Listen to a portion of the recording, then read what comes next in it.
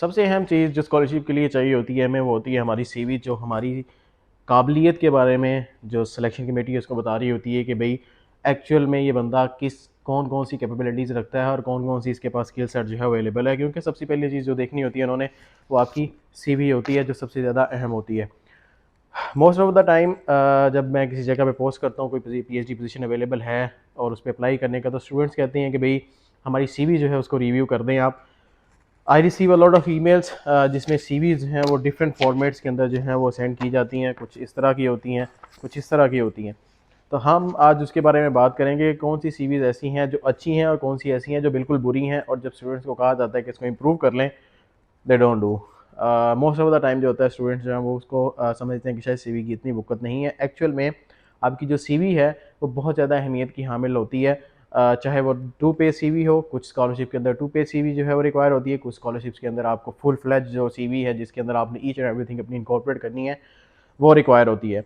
तो आज हम उन सीवीज़ के कंपैरिजन करेंगे, और जो सीवी एक बड़ी अच्छी सी और तरतीब से बनाई हुई होती है उसका क्या फ़ायदा होता है हमें, हम उसके बारे में भी बात करेंगे। तो let's start with the CV, कौन सी सीवी अच्छी है और कौन सी सीवी बुरी है। तो अब हम बात करते हैं जी सीवीज़ की। कौन सी ऐसी सीवीज़ हैं जो बहुत ज़्यादा सारी बुरी होती हैं जो मुझे रिसीव होती हैं मोस्ट ऑफ द टाइम। उसमें सबसे पहली जो सीवी है मेरे पास वो कुछ इस तरह से आती है, जिसके अंदर पिक्चर यहाँ पे लगाई होती है, यहाँ पे अपना नाम वगैरह उन्होंने लिखा होता है। ये एक्चुअल में मुझे सीवी रिसीव ही हुई थी, तो मैंने जो आइडेंटिटी है स्टूडेंट्स की वो रिमूव करके आपको जो है वो दिखा रहा हूँ। अच्छा, अब ये यहाँ पर देखें कि जब आप ये वाली जो सीवी है, ये एक्चुअल में पाकिस्तान के अंदर यूज़ होती है जहाँ पर आपने किसी जॉब के लिए अप्लाई करना होता है।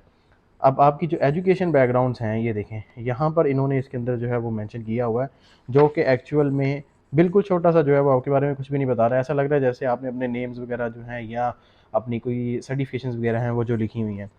फ़ोन नंबर्स और वेबसाइट जो हैं ये तो आपकी एक फॉर्मेलिटी का हिस्सा होती ही हैं। जबकि दूसरी जानिब अगर हम देखें तो यहाँ पे कुछ एक्सपीरियंस कुछ इस तरह से लिखा होता है, देयर इज़ नो डिटेल कि भाई यहाँ पर इस बंदे ने माइक्रोबायोलॉजी लैब के अंदर क्या क्या काम किए हैं, कौन सी स्किल्स हासिल की हैं और कौन कौन से प्रोटोकॉल्स हैं उसने रन किए हैं। फिर ये कुछ रेफरेंसेस हैं और ये सॉफ्टवेयर स्किल्स हैं। This CV is not telling anything about student, कि वो स्टूडेंट किस कौन सी कैपेबिलिटी का हामिल है और कौन कौन सी उसके पास जो है वो स्किल सेट मौजूद है। इसी तरह से एक और सीवी जो मेरे पास मौजूल होती है वो कुछ इस तरह से होती है। Single page CV, curriculum vitae, profile student का और कुछ उसके ऊपर जो है उन्होंने लिखे होते हैं। इसके अंदर भी आप स्टूडेंट के बारे में कुछ नहीं बता सकते कि उसके पास कौन सा स्किल सेट है, इवन दो कि उसने एमफिल फिजिक्स की है, एमएससी फिजिक्स की है, लेकिन उसका जो स्किल सेट है, थीसिस क्या था, रिसर्च बैकग्राउंड क्या था, वो भी इसके अंदर कोई भी नहीं बता रही होती। ये वाली जो सीवीज़ होती हैं ये हम पाकिस्तान के अंदर टीचिंग की जो जॉब्स होती हैं वहाँ पर अप्लाई कर रहे होते हैं। उसके अलावा मुझे कुछ सीवीज इस तरह से मौसूल होती हैं जिसके अंदर डिटेल्स हैं वो काफ़ी ज़्यादा होती है। This CV can be used for different जो ऑर्गेनाइजेशन है उसके अंदर, क्योंकि ये बहुत कॉम्पैक्ट सीवी है, 2 पेज की सीवी है और इसके अंदर ईच एंड एवरीथिंग जो है वो बड़े अच्छे से जो है वो बयान किया हुआ है। लेकिन यहाँ पर एक जो छोटी सी इसके अंदर मिस्टेक है, ये सीवी इम्प्रूव हो सकती है, और वो मिस्टेक ये है कि यहाँ पर अगर आप देखें कि मास्टर इंफॉर्मेटिंग एंड कम्युनिकेशन इंजीनियरिंग जो है इस बंदे ने की है और उसके अंदर उसने ये कोर्सेज़ पढ़े हैं। अगर ये बंदा चाहता तो यहाँ पर अपने थीसिस के बारे में मेंशन कर सकता था, और जो कोडिंग स्किल्स हैं इसमें उसने सीखी हैं। फॉर एग्जांपल इस बंदे ने जो है वो कोई टूल बनाया है जिसके अंदर उसने सी प्लस प्लस जो है वो यूज़ की है, ठीक है, या सी शार्प यूज़ की है, या उसने PHP यूज़ की है, या पाइथन यूज़ की है, और उसको यूज़ करते हुए उसने कोई प्रोजेक्ट जो है वो बनाया है, तो वो ज़्यादा बेहतर होता है इंस्टेड के आप अपने जो कोर्सेज़ हैं वो मेंशन कर दें, क्योंकि ये वाले जो कोर्सेज़ हैं आपके ये ऑलरेडी मेंशन्ड होते हैं आपकी जो ट्रांसक्रिप्ट है उसके ऊपर, ठीक है। बाकी उसने जो है ये एक बहुत अच्छी तरह से सीवी जो है उसने पेपर बयान की हुई है, but this CV can be improved in terms of readability. जैसा कि ये कोर्सेज है ये ऑलरेडी मेंशन्ड है आपके जो ट्रांसक्रिप्ट है उसके अंदर, ये वाला जो है ये भी मेंशन्ड है आपके ट्रांसक्रिप्ट के ऊपर, लेकिन आप अगर इसमें स्किल सेट जो है वो मेंशन करें तो वो ज़्यादा बेहतर होगा। इसी तरह से ये देखें, अब यहाँ पर इन्होंने थीसिस और प्रोजेक्ट जो है ये मेंशन किया हुआ है, तो ये जो थीसिस होते हैं ये कॉरिस्पॉन्ड करते हैं कि जिस सेक्शन के अंदर हम बात कर रहे हैं मास्टर्स की, जहाँ पर थीसिस होता है वहाँ पर मेंशन किया जाए इसको, ठीक है जी। अब जो प्रोजेक्ट्स इन्होंने मेंशन किए हुए हैं, this is one of the best way कि आप किस तरह से अपनी जो प्रोजेक्ट्स हैं उनको मेंशन कर सकते हैं। जैसा कि skin lesion is a difficult to identify by naked eye, ठीक है, ये तो आपका हाइपोथेसिस है, लेकिन इन्होंने क्या किया, अगर ये वाली जो लाइन है ये भी बेहतर हो सकती थी। किस तरह से कि ये कह सकते थे skin lesions can be modelled using basic unit and attention, ठीक है जी। ये कुछ जो टूल्स हैं जो इन्होंने यूज़ किए हैं उसके नतीजे में इन्होंने जो है इसको किया है। तो ये जो स्किल्स होती हैं वो आप इसमें अगर मेंशन करें, for example what you did, how you did and what you got, जिसके अंदर आपका मेथोडोलॉजी, ठीक है, हाइपोथेसिस, मेथोडोलॉजी एंड रिजल्ट जो हैं वो उसके अंदर शो हो रहे होते हैं, जो आपको बता रहे होते हैं कि भाई इसमें कुछ ना कुछ इसने किया हुआ है। ठीक है जी। दूसरी ये सीवी है। इसी तरह से जो बहुत कॉमन यूरोपास फॉर्मेट है वो यूज़ होता है, तो उसमें कुछ स्टूडेंट क्या करते हैं, कुछ इस तरह से जो ब्लैंक पेजेस हैं वो ऐड कर रहे होते हैं। ये जो सारा जो ब्लैंक पेज है ये एक बहुत नेगेटिव इंप्रेशन देता है। और अगर आप ये वाली जो चीज़ है जो अपनी आप यूज़ कर रहे हैं अबाउट मी के बारे में, तो इसमें वो चीज़ें यूज़ करें जो एक्चुअली तौर पर आपने प्रैक्टिकली अपनी सीवी के अंदर जो है वो की हुई हैं। ठीक है जी।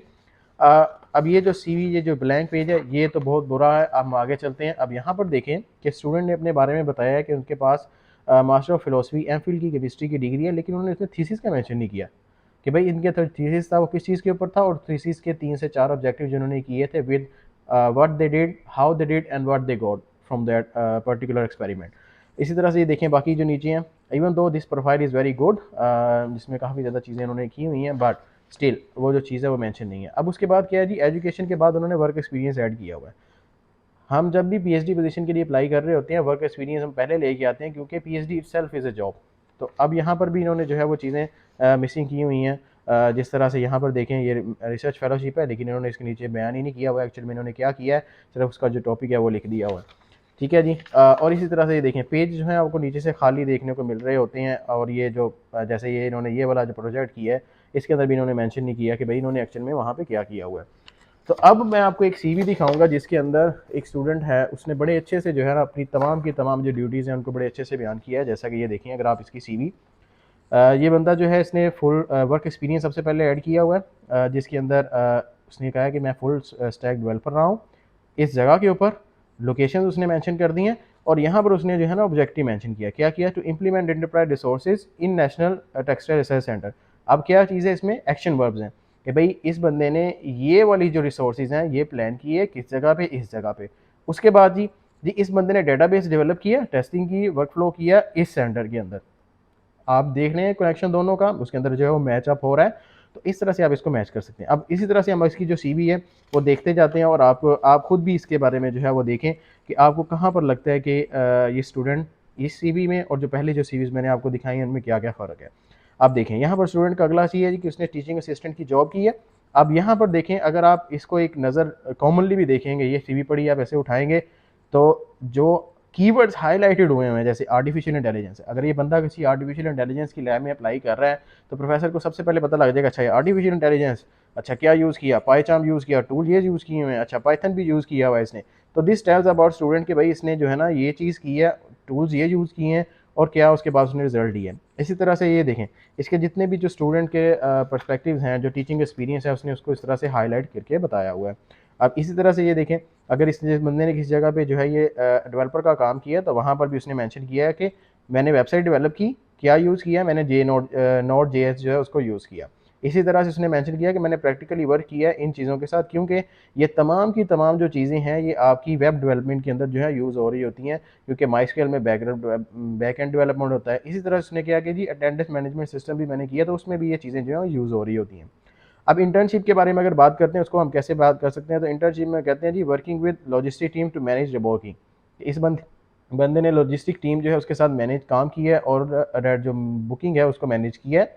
इसी तरह से अगर इस बंदे ने किसी के साथ जो है वो वैसे काम किया हुआ है वेब डेवलपिंग डिज़ाइनिंग का, तो कौन सी वेबसाइट डेवलप की, कौन सा प्लेटफॉर्म यूज़ किया, कौन सी कोडिंग यूज़ की। अच्छा जी, अब इस ये जो स्टूडेंट है इसका जो एडमिशन है वो इस यूनिवर्सिटी में फुल स्कॉलरशिप के ऊपर हुआ है, उसने उसको भी ऐड कर दिया, क्योंकि मैंने उसे रिक्वेस्ट की थी कि मुझे ये सेंड करे ताकि मैं इसको जो है ना वो लोगों को दिखा सकूँगी आपकी सीवी इतनी बेहतर है और आपका जो स्कॉलरशिप है वो आपने जो विन किया है। तो इस बंदे ने अभी रोबोटिक्स के अंदर फुल स्कॉलरशिप पे एडमिशन हुआ है। रिसेंटली इस बंदे ने जो है ये अटेंड की है ये वाली रोबोटिक्स की, और उसके अंदर भी उसने मेंशन किया हुआ है कि भाई कौन सी फील्ड है। ठीक है, लेकिन ये वाली चीज़ जो है इम्प्रूव हो सकती है, क्योंकि वो अभी अटेंडिंग में था, तो इसलिए मुझे उसने जो है प्रॉपर डिटेल वगैरह उसकी सेंड नहीं की। अब ये देखें बैचलर्स के अंदर इसने भी वही जो चीज़ है, थोड़ी सी मिस्टेक इसने यहाँ पर की हुई है कि हमने सॉफ्टवेयर इंजीनियरिंग के फंडामेंटल्स पढ़े हैं, ये भी बेहतर हो सकते थे यहाँ पर कि अगर ये यहाँ पर ऐड कर लेता अपनी जो स्किल सेट है उनको, अगर कोई प्रोजेक्ट वगैरह है या FYP जिसे कहा जाता है, FYP जो फाइनल ईयर प्रोजेक्ट होता है उसके बारे में यहाँ पर मेंशन कर सकता था। लेकिन जैसे ही हम आगे जाएंगे तो हमें और ज़्यादा जो चीज़ें हैं वो क्लियर होती जाएंगी। अच्छा भाई, प्रोजेक्ट्स आ गए हैं इस बंदे के, इस बंदे ने ये फाइनल ईयर का प्रोजेक्ट्स में ऐड किया है। This is one of the plus point कि इस बंदे ने कहा है कि जी मैं वहाँ नहीं ऐड करता, इसको करता हूँ यहाँ पर प्रोजेक्ट्स में, ताकि एक लाइन जो है वो मेरी मिल जाए। इसमें भी इस बंदे ने जो है पैराग्राफ्स लिखे हुए हैं, लेकिन ये पैराग्राफ जो है most of the time professor read नहीं करते। वो क्या करते हैं, वो कीवर्ड्स को जो है ना वो स्पेल आउट कर रहे होते हैं, ढूंढ रहे होते हैं। तो कीवर्ड्स अगर आप देखें यहाँ पर, तो उस बंदे ने क्या किया, जो कीवर्ड्स थे उनको उसने बोल्ड कर दिया, ताकि उस बंदे को सारा ना पढ़ना पड़े, सिर्फ उसको पता लगे कि अच्छा भाई इस बंदे ने फाइनली प्रोजेक्ट किया, उसने माइक्रोसॉफ्ट एसक्यूएल किया है और ये यूज़ किया। तो इसका मतलब है कि मुझे सिर्फ यहाँ से लेके यहाँ तक जो लाइन है ये पढ़नी है, जिससे मुझे आइडिया हो जाए कि इस बंदे ने क्या किया। इसी तरह से इसने जो नीचे वाले जो प्रोजेक्ट्स हैं उसमें भी क्या मेंशन किया हुआ है, सेलुलर इंटरफेस, उसके अंदर भी उसने वही चीज़ें जो है हाईलाइट कर दी हैं जो चीज़ें ज़्यादा अहमियत की आमिर हैं। लेकिन इसमें उसने क्या किया है, उसने प्रॉपर डिटेल बता दी, तो उसने नीचे बता दिया कि स्टूडेंट फैकल्टी का लॉगिन सिस्टम जो है वो मैनेज किया यूजिंग ये वाले। तो उससे क्या हुआ कि जब प्रोफेसर इसको देखेगा कि भाई इसने HTML जावास्क्रिप्ट के अंदर और CSS3 में किया है काम, तो वो सीधा जो है इस पर जाएगा कि अच्छा हाँ ये तो इसके साथ जो है वो मैच कर रही है बाकी skill set.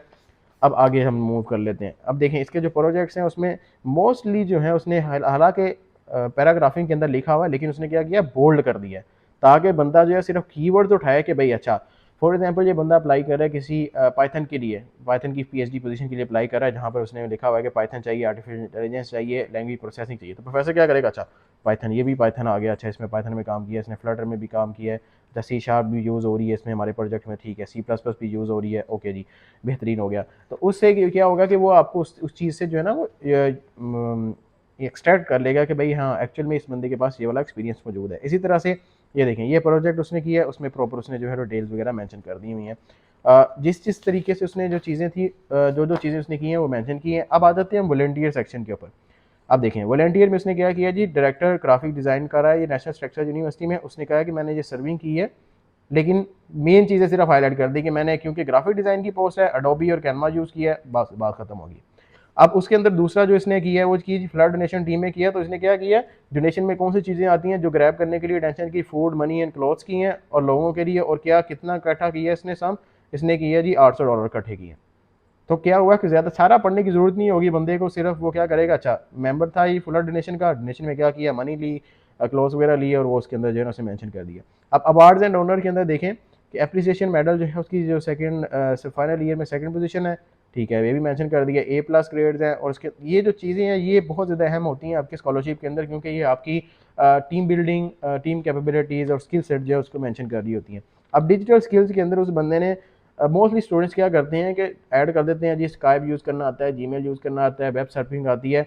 These are the thing that आपकी कॉमनली यूज़ होती हैं, ये डिजिटल स्किल्स के अंदर नहीं आती। डिजिटल स्किल्स आपकी होती हैं एक्चुअल में आपके रिलेटेड टू प्रोजेक्ट्स, जो एक्चुअल में आपके प्रोजेक्ट के साथ भी मैच कर रही हैं और आपने उनके साथ प्रैक्टिकली काम किया है। बेसिक चीज़ें हैं ना उनको ना ऐड करें, उससे जो आपकी स्किल सेट है ना डिजिटल स्किल्स वो बहुत डिफरेंट हो जाती है।